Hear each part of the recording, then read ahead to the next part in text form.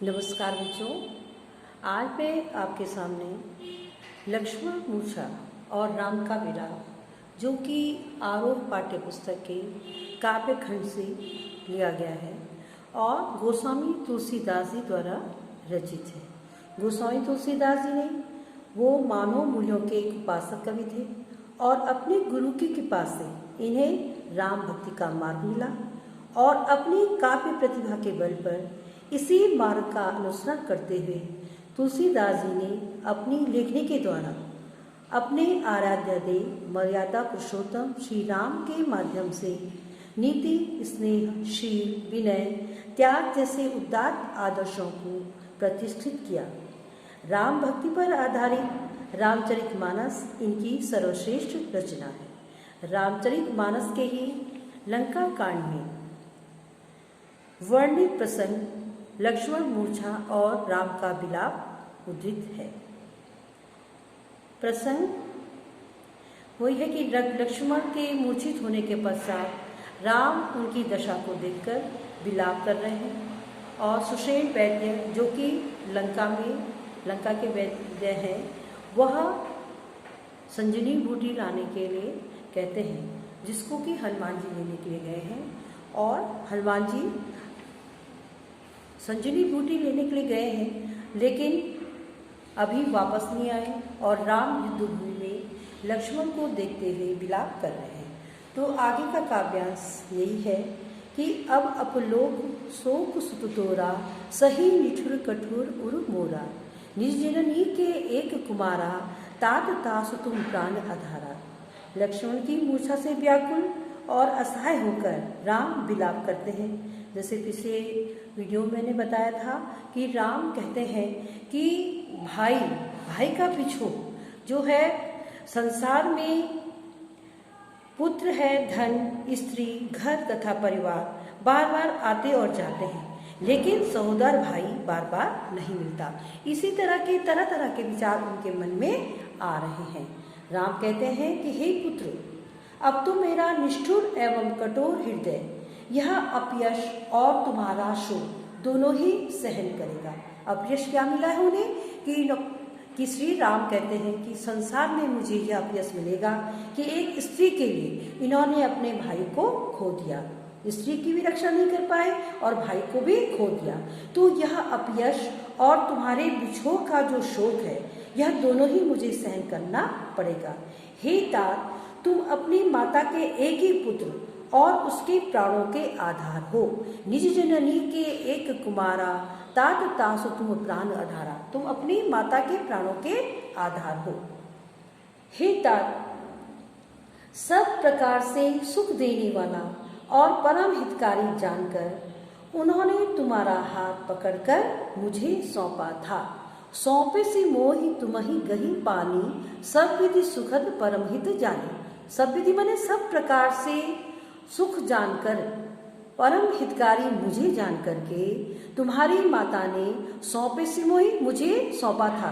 तुम्हि गही पानी, तुम्हारा पानी माने हाथ, पानी का मतलब है हाथ पकड़ करके तुम्हारी माता ने मुझे सब प्रकार से सुखद जान करके, हितकारी जान करके मुझे सौंपा था। अब मैं वापस जा करके उत्तर कहाँ देहू नहीं जाए, मतलब अब मैं वापस उन्हें जा करके क्या उत्तर दूंगा। हे भाई, तुम उठकर मुझे सिखाते क्यों नहीं? अब तुम ही समझाओ मुझे कि मैं तुम्हारी माता को क्या उत्तर दूंगा। हे भाई, इस प्रकार से राम तरह तरह के विचार उनके मन में आ रहे हैं। तरह तरह से विचारों के द्वारा वह अपनी मन की व्याकुलता को प्रकट कर रहे हैं।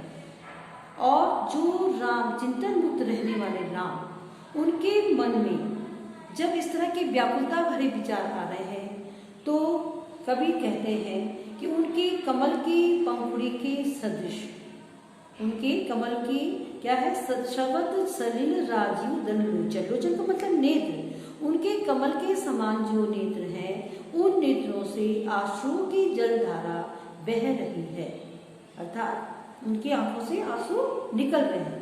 वो राम के आंखों से आंसू की धारा बह रही है। क्यों? क्योंकि लक्ष्मण जो है युद्धभूमि में मूर्छित पड़े हुए हैं। बहुविध सोचत सोच विनोचन शवत सलील राजीव दलित लोचन। लोचन का मतलब नेत्र, उनकी कमल के समान नेत्रों से अश्रुधारा बह रही है। उमा एक अखंड रघुराई नरगति भगत कृपाल दिखाई। तुलसीदास जी कहते हैं कि अपनी प्रिया पार्वती को रामचरित मानस बता दें आपको कि रामचरित मानस के वर्णन के अनुसार पार्वती एवं शिव जी राम कथा के प्रथम श्रोता एवं वक्ता है। वही श्रोता है और वही वक्ता है। संबोधित करते हुए शिव जी कह रहे हैं उमा से कि हे उमा, श्री राम अद्वितीय एवं अखंड वियोग से रहित हैं, लेकिन भक्तों पर कृपा करने के उद्देश्य से ही भगवान राम ने लीला करके शोक संतप्त मनुष्य की यह दशा दिखाई है। जो सबका शोक हरने वाले हैं, आज वह एक साधारण मानव की भांति युद्ध भूमि में जो है शोक कर रहे हैं, अपनी व्याकुलता का प्रदर्शन कर रहे हैं। तो तुलसीदास जी कहते हैं कि प्रभु प्रलाप सुनि कान विकल भये बानर निकल। प्रभु अर्थात श्री राम के करुण विलाप को सुनकर बानरों का जो समूह था वो अत्यंत व्याकुल हो गया। और इतने में ही आई गए हनुमान जिमी करुणामूवी रस, और इतने में ही हनुमान का आगमन हुआ। और हनुमान का आना ऐसा लगा मानो कि करुण रस के प्रसंग में भी रस का प्रसंग आ गया हो। आगे काव्यांश है, हरसि नाम भेट्यु हनुमाना, अति कृतज्ञ प्रभु परम सुजाना, तुरंत वैद तब कीन उपाय, उठ बैठे लक्ष्मण हर्षाई। आगे काव्यांश में जैसे ही राम के सामने हनुमान जी आए तो राम ने हर्षित होकर के हनुमान जी को अपने गले लगा लिया और अति कृतज्ञ प्रभु परम सुजाना, उसके प्रति क्या हुए, अत्यंत कृतज्ञ है। तब वैद्य तुरंत वैद्य तब कीन उपाय, जो वैद्य थे सुशील वैद्य, उन्होंने उपचार किया लक्ष्मण जी का और लक्ष्मण जी हर्षित होकर के उठ बैठे। हृदय लाई प्रभु भेटु भ्राता, हर्षे सकल भालु कवि भ्राता, कवि पुनि वैद तहाँ पहुँचावा, जेहि भी दबहि ताहि लय आवा। जिससे लक्ष्मण हर्षित होकर के उठ बैठे।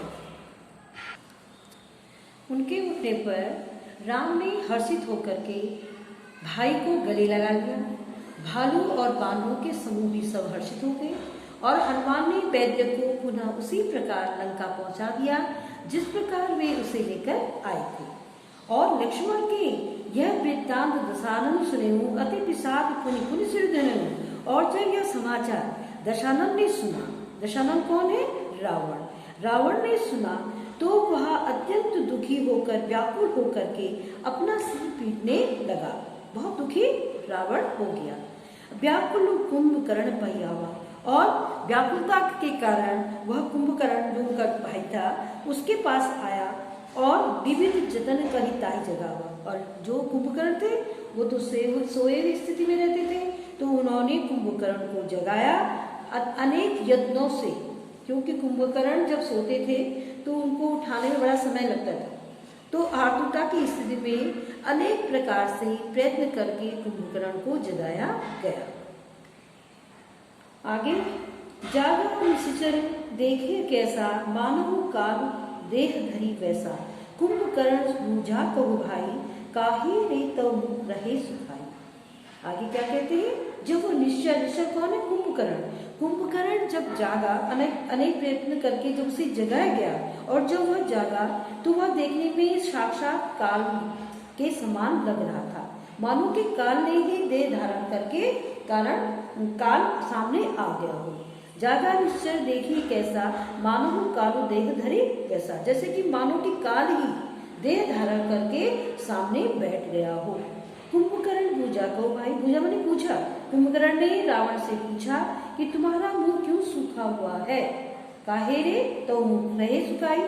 कथा कही सब ते अभिमानी, फिर अभिमानी रावण ने वह सारी कथा कुंभकर्ण को सुनाई जिस प्रकार से वह सीता हरि आनी मैंने ले आए थे, सीता को हरण करके जिस जो लाए थे वह पूरी कथा रावण ने कुंभकर्ण को सुनाई और कहा कि हे भाई, युद्ध में बानरों ने सभी राक्षसों को मार डाला, बड़े बड़े योद्धाओं तक का भी संहार कर डाला।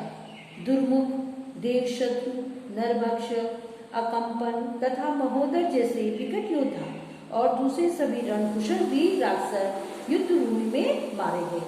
तुलसीदास जी कहते हैं कि रावण की बातें सुनकर कुंभकर्ण बिलख कर अर्थात दुखी होते हुए बोला, अरे मूर्ख, जगत जननी सीता का हरण करके भी तू कल्याण चाहता है। सुनि दशकंदर वचन तब। दशकंदर कौन है? रावण। रावण के वचनों को सुनकर के कुंभकर्ण बिलखान अत्यंत दुखी हो गया, व्याकुल हो गया और उसने कहा कि जगदम्बा हरियाणी, जगदम्बा किसको कहा है? सीता माता को। साक्षात जगदम्बा को हरण करके ले आए हो और हे सठ, अब सठ चाहत कल्याण, हे दुष्ट, तब तुम अपना कल्याण चाहते हो।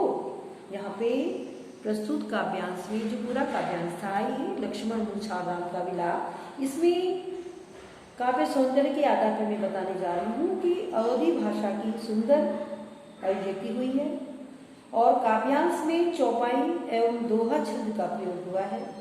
जगह जगह अनुप्रास, पुनरुक्ति प्रकाश का प्रयोग हुआ है।